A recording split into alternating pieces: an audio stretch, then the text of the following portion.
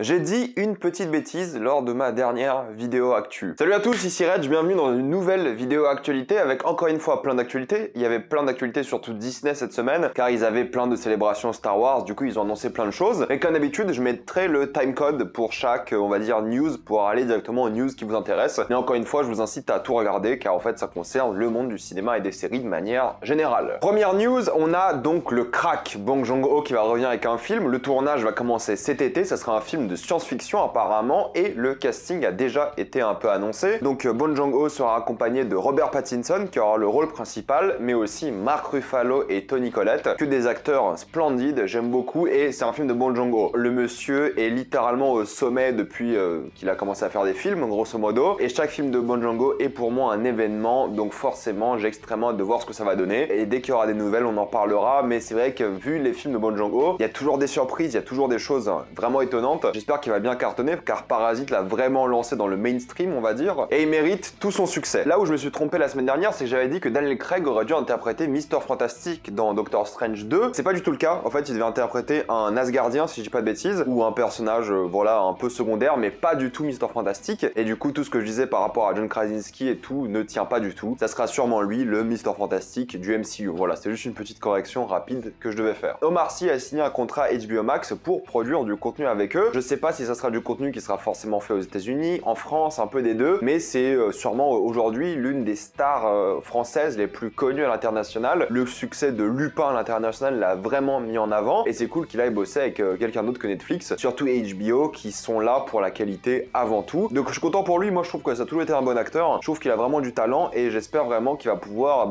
tester des choses un peu différentes, et que HBO lui ouvre encore plus d'opportunités. Top Gun Maverick est le meilleur démarrage de la carrière de Tom Cruise au box-office, et ça c'est vraiment une bonne nouvelle. Quand Tom Cruise a dit qu'il allait ressusciter les cinémas, il ne mentait pas, le voilà avec un grand film d'action blockbuster que vous savez, moi j'ai adoré. On peut dire que le MCU ramène du monde au cinéma, mais c'est dingue qu'un film comme Top Gun, même si la licence est extrêmement connue, ramène autant de monde, et je suis content pour Tom Cruise qu'il ait enfin un énorme succès. On sait pas à combien de millions de dollars va s'arrêter le film, mais le bouche à oreille fonctionne déjà très bien. Il va finir son week-end à 200 millions à l'international, ce qui pour un film comme ça est dingue. C'est rare que des films hors Marvel fassent des scores comme ça. Donc je suis content pour lui, surtout que c'est un vrai film de cinéma. Ils ont tout fait dans le film. Et quand je dis tout fait, c'est qu'ils ont littéralement, et ça c'est la news a été annoncée récemment, ils ont payé plus de 11 000 $ de l'heure pour voler ces avions. Malheureusement, Tom Cruise n'a pas eu le droit de les voler lui-même, alors que c'est un pilote. Je sais pas s'il est qualifié pour voler avec des F-35 par exemple, mais il avait pas le droit de les voler eux-mêmes, l'armée ne voulait pas, mais du coup il était à chaque fois dans un cockpit où il y avait un pilote qui pilotait l'avion. L'idée était qu'il devait payer 11 000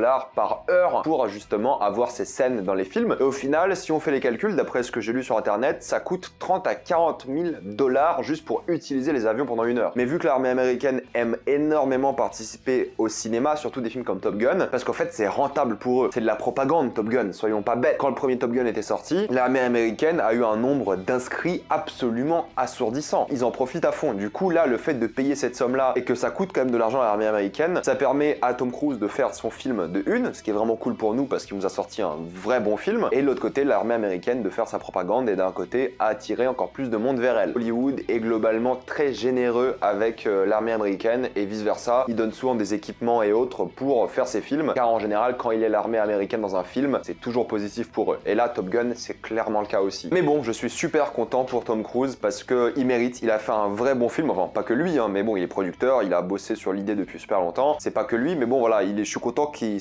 porte vraiment ses films, que ce soit un grand succès, et j'ai hâte de voir évidemment ses prochains films, on en parle juste après. Un film Winnie l'ourson d'horreur est prévu. Alors vous vous demandez peut-être comment c'est possible, c'est tout simplement que Winnie l'ourson est rentré dans le domaine public en janvier 2022 et ils font un film d'horreur avec, et écoutez, je trouve ça hilarant de une qu'on puisse faire ça maintenant. Le film a l'air catastrophique. Même si l'idée est cool et je trouve ça drôle, le film a l'air horrible. Même si le film fonctionne juste sur le fait que c'est le premier film d'horreur Winnie l'ourson, le titre est assez drôle, c'est Winnie the Pooh, Blood and Honey, du sang et du miel, ok c'est marrant, mais le film a l'air catastrophique. Regardez les images, je crois qu'il y a une bande-annonce, une sorte de teaser qui est déjà sorti, ça a l'air trop mauvais. Mais bon voilà, c'est un bon délire, ils se font plaisir, et je suis content que ce genre de franchise soit maintenant disponible dans le domaine public pour que tout le monde les utilise. Une série God of War est prévue enfin sur Amazon Prime, on sait pas du tout ce que ça veut dire en termes de chronologie, ça sera à quelle époque, j'imagine mythologie nordique, vu que c'est ça qui est à la mode en ce moment, et une série Horizon sera prévue sur Netflix. Le truc qui me fait peur, c'est que c'est des jeux vidéo à haut budget. J'ai pas encore fait Horizon, mais j'ai fait les God of War tous. C'est des contenus à haut budget. Pour moi, ça se transpose très difficilement en série. Il faut mettre un budget colossal. Pour moi, God of War devrait avoir le traitement des Chocs des Titans, mais en plus qualitatif. Pour moi, ces franchises-là où il y a beaucoup de décors, beaucoup d'effets spéciaux, beaucoup de choses à montrer visuellement, n'ont rien à faire en série. Je suis désolé. Des films, ok,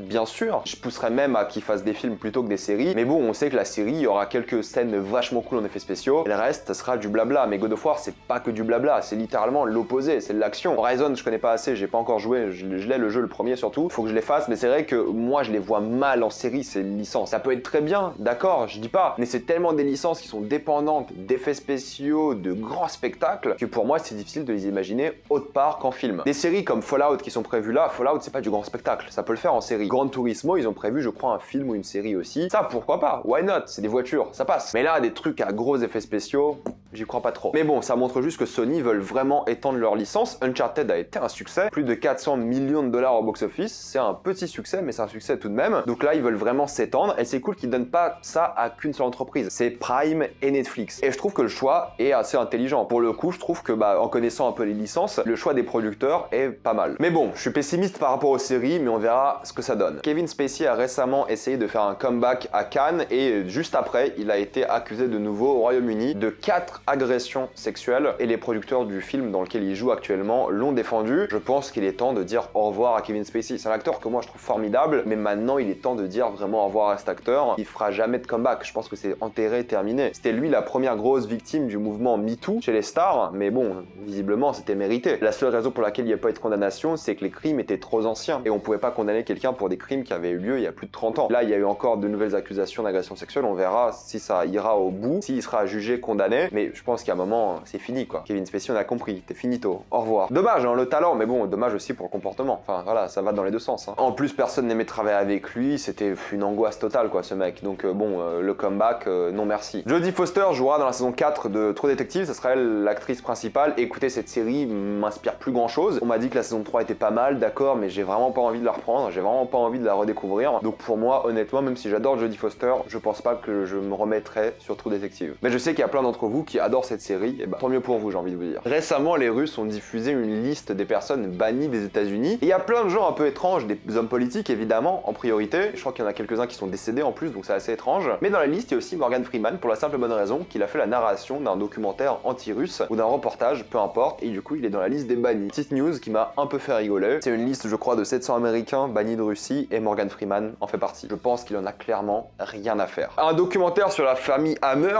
de, par exemple, Armie Hammer. Vous savez que lui aussi a été cancel récemment pour ses comportements et pour ce qu'il a vécu. Un documentaire aura lieu, pas forcément que sur lui, mais sur sa famille, parce que la famille Hammer, c'est une famille extrêmement riche qui apparemment a eu beaucoup de problèmes, et ce documentaire va en parler. On verra à quel point ça va aller dans la vie d'Armie Hammer surtout. Mais c'est dommage, parce que pareil, Armie Hammer, je l'aimais beaucoup, et pour le coup, la manière dont il s'est fait cancel, je trouve ça un peu bizarre. Il y avait beaucoup moins de preuves, beaucoup moins de victimes. C'était un peu plus douteux, j'ai l'impression, de ce que j'ai lu, hein. Peut-être j'ai totalement tort, hein. Mais c'est vrai que c'est un acteur que moi j'aimais bien, et qu'on ne reverra, j'imagine, jamais. Millie Bobby Brown veut voir des personnages importants de Stranger Things mourir. Alors oui, c'est tout à fait légitime, je veux dire, il reste une saison, plus la partie 2 de la saison en cours. Oui, je veux dire, c'est le moment où jamais tuer des gens si tu veux tuer des gens. Si c'est le but de la série, c'est maintenant ou jamais. De toute façon, ça n'aura pas le même impact, vu que la série se finit, c'est pas comme si on aura d'autres saisons avec eux plus tard. L'impact sera juste émotionnel, et tant mieux. Donc s'il y a un moment pour tuer des acteurs, pour tuer des personnages, c'est durant la dernière saison ou le volume 2 qui va sortir bientôt. Anthony Hopkins va jouer Freud, et bien je suis content de voir Anthony Hopkins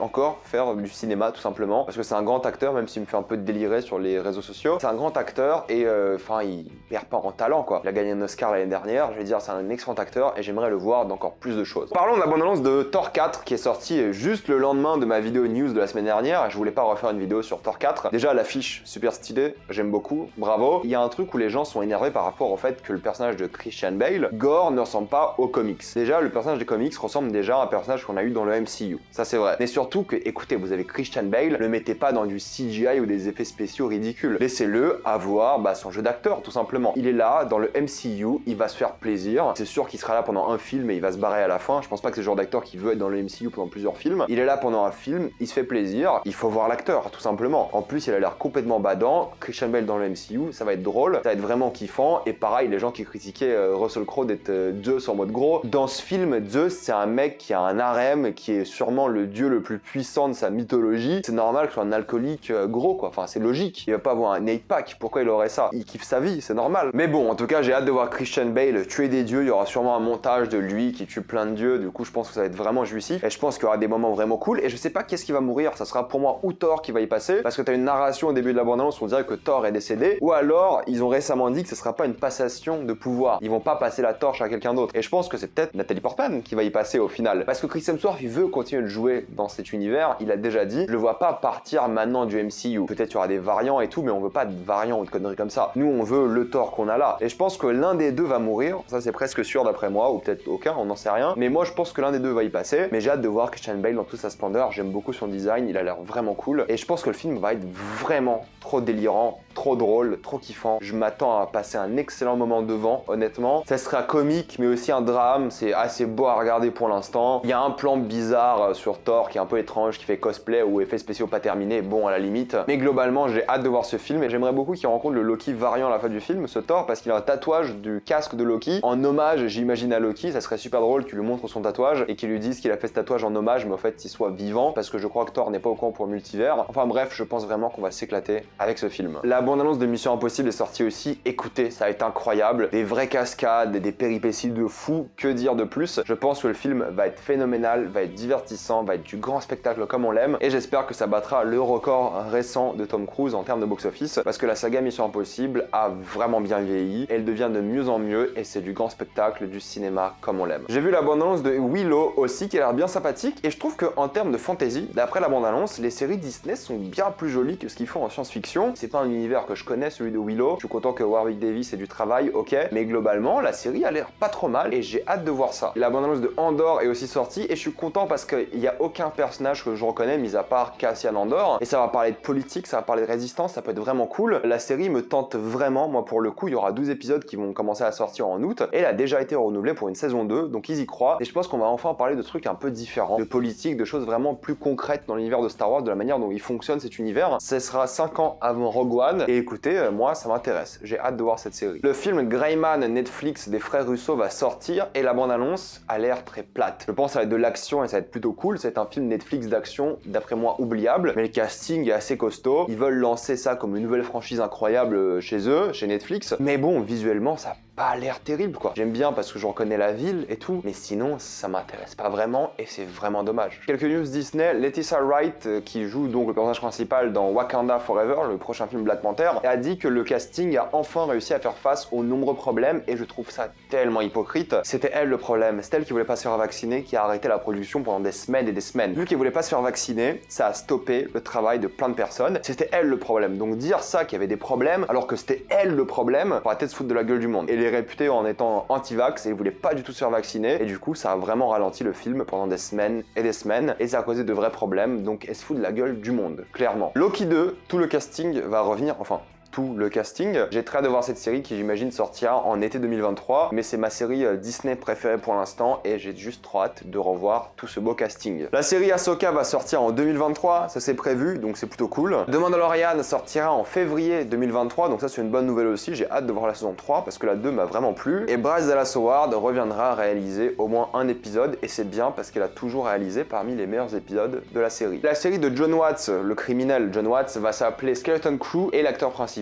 sera Jude Law. Ça va donc être après l'épisode 6, et ça sera apparemment une série plus visée pour les enfants, car beaucoup du casting seront des enfants. Je n'ai pas forcément hâte de voir cette série. L'équipe créative derrière ne m'intéresse pas vraiment, même si j'aime beaucoup Jude Law, je n'ai pas beaucoup d'espoir. Une série de courts-métrages à la Star Wars Vision, que j'ai vraiment beaucoup aimé pour le coup, que je vous conseille, sortira, qui s'appellera Tales of the Jedi, une série d'animation aussi, qui va raconter l'histoire de plein de Jedi, par exemple Ahsoka, et Liam Neeson a dit qu'il reviendra donner sa voix à Qui-Gon Jinn. Je veux plus de séries d'animation comme ça, j'aime trop. C'est vraiment trop bien à chaque fois. La série Agatha du MCU est toujours prévue, et ça ne m'intéresse pas, je suis désolé. Ils peuvent faire autant de séries qu'ils veulent sur des personnages vraiment tertiaires, ça ne m'intéresse pas du tout. Peut-être je regarderai par curiosité, mais ça ne m'intéresse pas. Vraiment. Concernant la série Obi-Wan, Disney a mis un avertissement parce que récemment il y a eu une fusillade dans une école aux États-Unis, encore, et la série Obi-Wan commence avec des enfants qui se font tuer. Donc ils ont mis un avertissement, et bon, je peux comprendre, hein, surtout que la série est sortie 3 jours après la fusillade. Je peux comprendre que ça puisse déranger des gens, mais bon, Stranger Things commence aussi comme ça, donc c'était assez marrant de voir les deux séries sortir le même week-end après une fusillade, l'une des plus grandes aux États-Unis, commencer littéralement par des enfants qui se font tuer, mais bon, peu importe. C'est assez triste évidemment ce qui se passe aux États-Unis, à chaque fois il y en a tout le temps des fusillades, et Disney a mis un avertissement. C'est bien qu'ils aient pas censuré la scène ou qu'ils l'aient enlevé, parce que des fusillades il y en a tellement tout le temps que tu pourras jamais faire ce genre de scène. Du coup, un avertissement pour moi est le bon juste milieu. Évidemment, sur la chaîne, on parlera d'Obi-Wan Kenobi chaque semaine. Ma critique des 2 premiers épisodes est déjà sortie. Moses Ingram, qui joue donc Reva dans la série, a été prévenue par Disney. On lui a dit qu'elle sera probablement victime de racisme et qu'elle devrait malheureusement s'y préparer. C'est triste de devoir dire à une actrice de se préparer à être racialement abusée, qu'elle subisse des insultes raciales. C'est triste, mais c'est la vérité. Et mine de rien, je trouve que c'est horrible, hein, mais Disney ont quand même fait quelque chose d'assez sympathique. Maintenant, vu qu'elle est prévenue, je pense que ça va beaucoup aider. Ça veut pas dire que ça rend les choses acceptables, évidemment, mais au moins, elle est un peu plus prête psychologiquement. Et vu qu'elle a un rôle vraiment important dans la série, je trouve que c'est vraiment bien de leur part. Par contre, ce qu'elle a dit sur le fait qu'il y a enfin de la diversité dans Star Wars, Lando, c'était il y a 40 ans quand même. Hein. Enfin, je dis ça, je dis rien. Diversité, ça fait un moment. Un personnage noir n'est pas de la diversité, pour le coup. Il faudrait plus, par exemple, si tu veux parler de la diversité. Mais le fait qu'elle ait dit qu'il y a enfin des personnages noirs alors qu'il y a des aliens, je trouve ça un peu bête, parce qu'il y a toujours eu des personnages noirs dans Star Wars. Vous allez me dire, il y a eu que Lando à l'époque, ok, mais bon, depuis, il y en a toujours eu, en fait. J'ai jamais trouvé que Star Wars n'était pas inclusif, que Star Wars n'avait pas de personnages noirs, asiatiques ou autres, hein. Jamais trouvé ça de ma vie. On peut critiquer Star Wars de vouloir censurer des scènes homosexuelles, parce qu'ils l'ont déjà fait pour beaucoup de pays, mais l'inclusivité, ça n'a jamais été un problème, d'après moi, dans Star Wars. Indiana Jones a enfin révélé sa toute première image. Le 5e film sortira le 30 juin 2023 chez nous. Pas forcément hâte de voir ce film, sauf parce que c'est James Mangold qui va le réaliser, un réalisateur que moi j'aime beaucoup. Donc ça me hype un petit peu et je trouve que c'est une bonne nouvelle. John Williams sera de retour à la composition, donc ça aussi c'est une bonne nouvelle, même si récemment John Williams il est un peu endormi, c'est vrai. Et évidemment il y aura Harrison Ford, mais aussi Mads Mikkelsen, Phoebe Waller-Bridge, et évidemment plein d'autres acteurs. J'ai pas forcément hâte de voir le film, mais on n'est pas à l'abri d'une bonne surprise. Je vais m'arrêter là, mettez-moi dans les commentaires ce que vous pensez de toutes ces actualités, qu'est-ce qui vous fait peur, qu'est-ce qui vous donne envie, tout ça dans les commentaires. Comme d'habitude, pensez à vous abonner à la chaîne pour plus de vidéos, mettez un j'aime, ça aide beaucoup la chaîne, suivez-moi sur tous mes réseaux, et moi je vous dis à la prochaine fois.